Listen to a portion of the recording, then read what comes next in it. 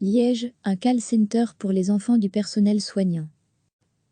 Plus fort que certains adultes, comment les enfants du personnel soignant vivent-ils la crise sanitaire actuelle?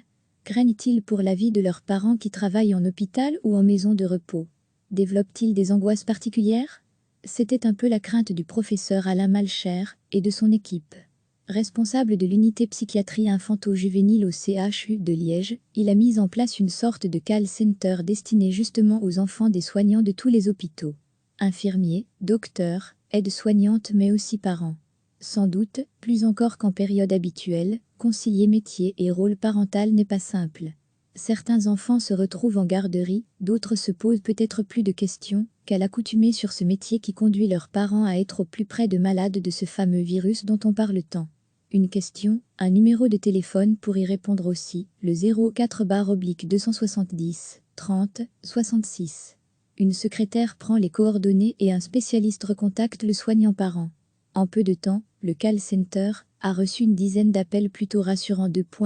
Si l'angoisse peut être présente chez un certain nombre d'enfants, les enfants font confiance, et je pense à cet enfant de 7 ans qui disait qu'il n'avait pas peur, parce qu'il sait que sa maman fait attention et qu'elle ne sera pas malade. Ce qui embête les enfants, ce sont les choses qui ont un lien avec l'école, comme réussir l'année, avoir son CEB, ça tracasse beaucoup les enfants.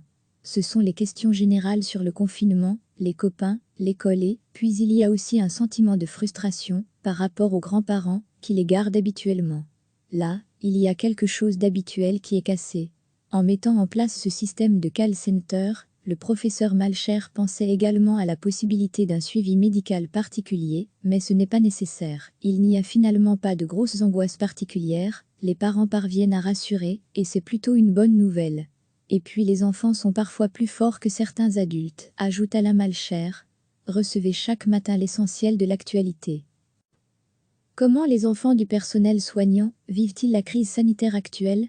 Craignent-ils pour la vie de leurs parents qui travaillent en hôpital ou en maison de repos? Développent-ils des angoisses particulières? C'était un peu la crainte du professeur Alain Malcher et de son équipe. Responsable de l'unité psychiatrie infanto-juvénile au CHU de Liège, il a mis en place une sorte de call center destiné justement aux enfants des soignants de tous les hôpitaux. Plus fort que certains adultes, infirmiers, docteurs, aides-soignantes mais aussi parents. Sans doute, plus encore qu'en période habituelle, concilier métier et rôle parental n'est pas simple. Certains enfants se retrouvent en garderie, d'autres se posent peut-être plus de questions qu'à l'accoutumée sur ce métier qui conduit leurs parents à être au plus près de malades de ce fameux virus dont on parle tant. Une question, un numéro de téléphone pour y répondre aussi, le 04/270 30 66. Une secrétaire prend les coordonnées et un spécialiste recontacte le soignant parent. En peu de temps, le call center a reçu une dizaine d'appels plutôt rassurants.